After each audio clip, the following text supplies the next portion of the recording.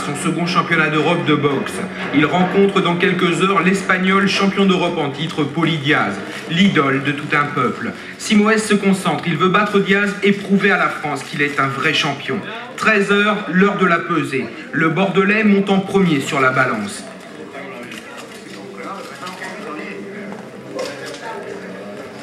Vient ensuite Poli Diaz, une véritable star. Mais voilà, il est arrogant, prétentieux et dédaigneux. Bref, il a la grosse tête. 60 kg, 450. Diaz va même jusqu'à bousculer son adversaire sur la balance. Mais le Bordelais est stoïque et imperturbable. Et semble se dire, on réglera ça tout à l'heure, mon gaillard, sur le ring. L'Espagnol continue son cinéma devant plusieurs dizaines de journalistes. Il se permet même le luxe de manger des tapas en narguant du coin de l'œil le Français.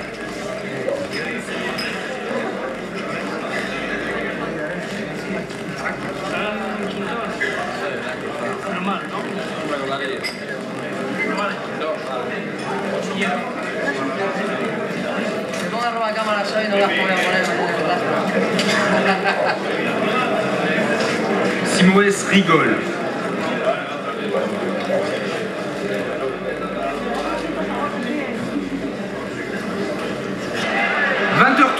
Le clan Simoes prend la direction du pavillon du Real Madrid où le combat va se dérouler. Simoes est serein, il n'a rien à perdre. Mais quelle ne fut pas sa surprise en regagnant le vestiaire qui lui est affecté. Lugubre, sale et inconfortable. Le Bordelais n'a pas le choix. De plus, il est obligé de partager ce vestiaire avec d'autres boxeurs. Véritablement scandaleux. Tout a été fait pour que le Bordelais se déconcentre, mais l'entraîneur de Simoes le calme, le réconforte et lui dit qu'après tout, ce qui compte, c'est le ring, rien que le ring. Après avoir fait attendre Simoes 4 heures, les organisateurs viennent le chercher à 1 h du matin. Le Bordelais monte sur le ring, il est hué, conspué. Le pavillon du Real Madrid est plein, 6000 personnes se sont entassées pour supporter leur idole. Poli Diaz arrive dans la salle, dans l'ambiance que vous devinez.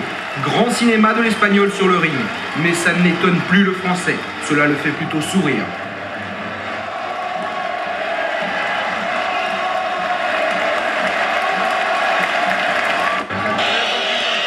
L'ambiance est à son maximum, le public scande Poli, Poli.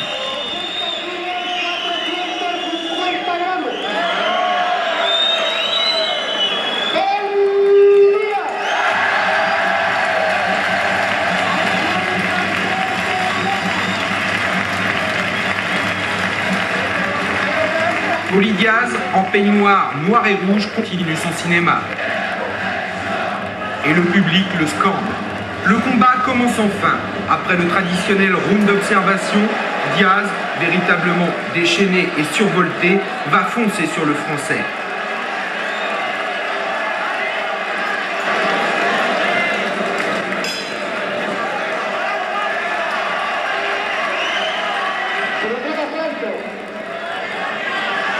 Les deux hommes s'observent.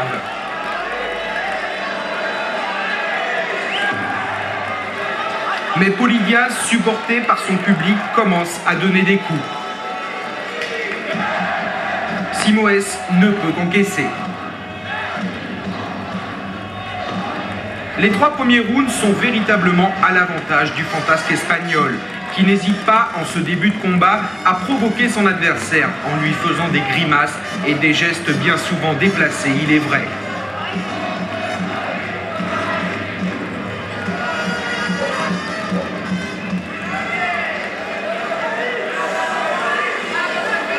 Simoes souffle et encaisse. Mais il ne peut rien faire d'autre, pour l'instant tout du moins. Simoes tente de répliquer avec beaucoup de courage et de sang-froid.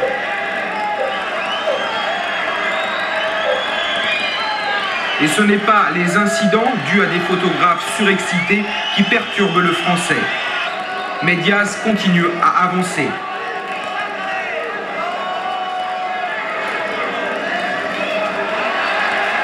Simoes prend beaucoup de coups en ce début de combat, mais il résiste, il tient bon. Tous les coups y passent, uppercut, droite, gauche, direct.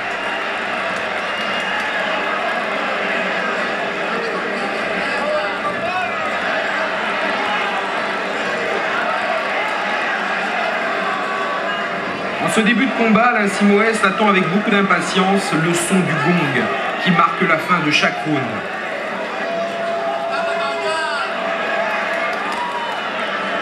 Après avoir laissé passer l'orage, le Bordelais, pourtant malmené en début de combat, reprend l'ascendant sur son adversaire.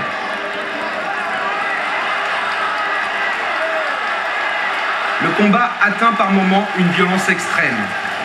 Mais les deux hommes continuent à se battre très courageusement.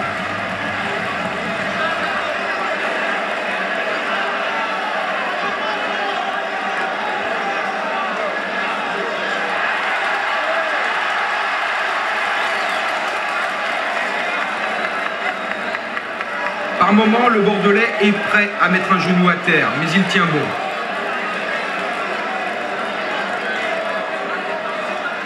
Diaz est le plus frais actuellement. Mais la physionomie de ce combat va véritablement et très rapidement changer. Lors des 5 derniers rounds, Simoes est le plus frais, donc, à la stupéfaction du nombreux public espagnol.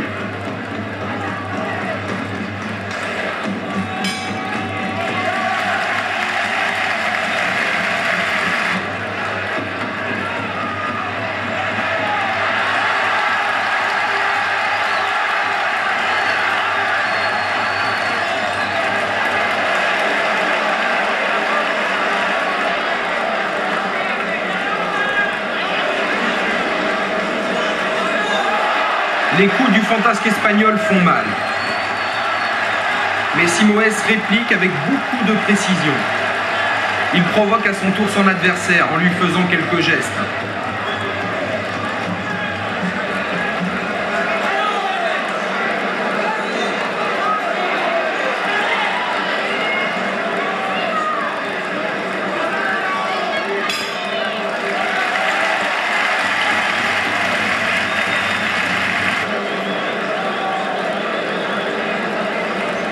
Après ce bref moment de repos, vous allez le voir, Simoes va prendre l'ascendant. Il impose son rythme et touche très souvent Paulie Diaz, qui se retrouve en grande difficulté. Un signe qui ne trompe pas, Diaz recule et Simoes avance. Tout le contraire du début de combat.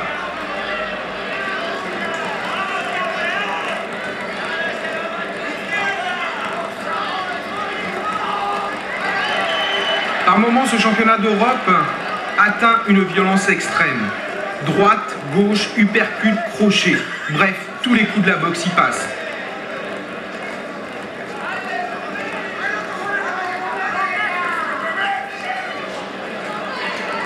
Simoes prend confiance et Diaz doute.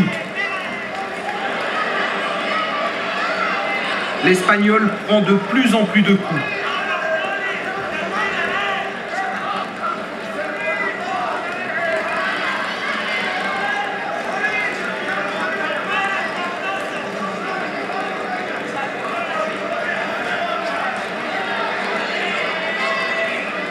Diaz commence à sentir la fatigue. Simoes en profite. Il tente de le coincer dans les cordes. Bel enchaînement là du français. Mais Diaz réplique également.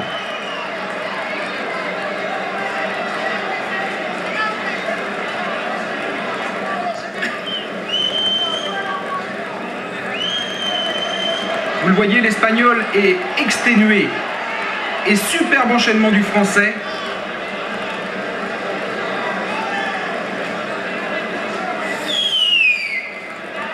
Simoes, dont les coups font mal, commence à fatiguer son adversaire.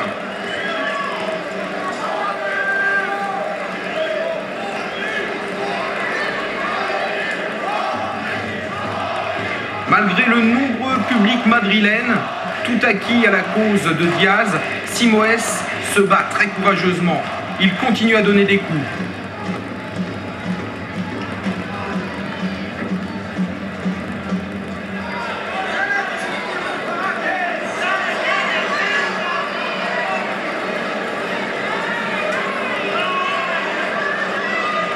Diaz réagit bien par moments, mais on le sent, on le voit fatigué.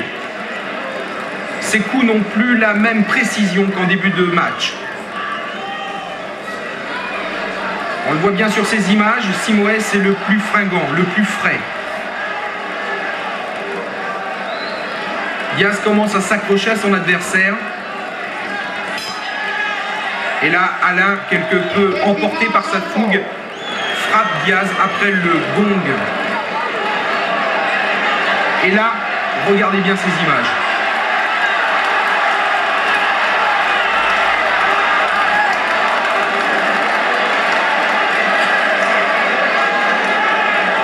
Extraordinaire.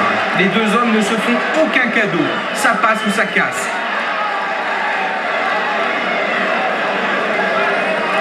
Diaz n'en revient pas, lui qui, au cours de ses 26 derniers combats, a gagné 17 fois par KO. Il n'arrive plus à faire tomber le Français.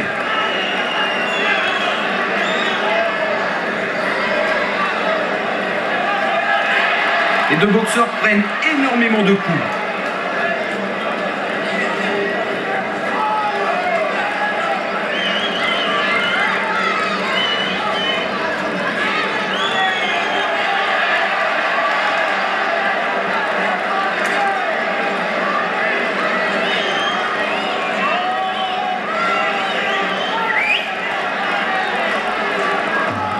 Le public madrilène commence à se taire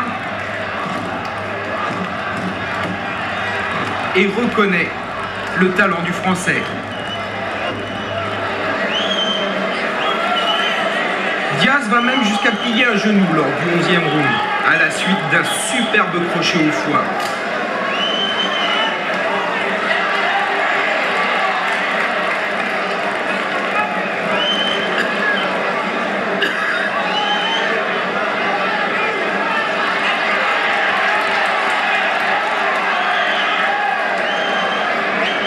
Les deux hommes n'en peuvent plus, ils sont exténués, tant le rythme a été soutenu lors de ce championnat d'Europe.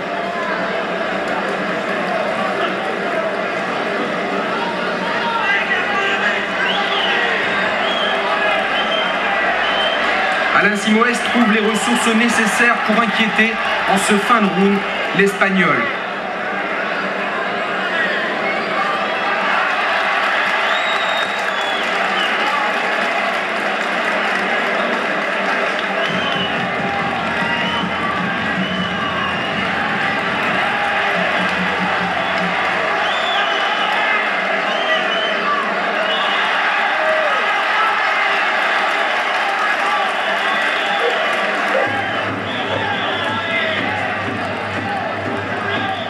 Le public espagnol n'en croit pas ses yeux.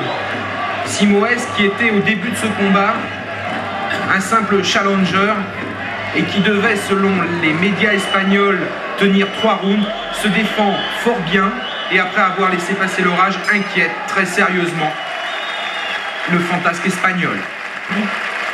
À l'issue de ce combat, les deux hommes se serrent la main. Diaz, la roulure n'emmène pas large, même s'il est persuadé d'avoir gagné ce combat au point.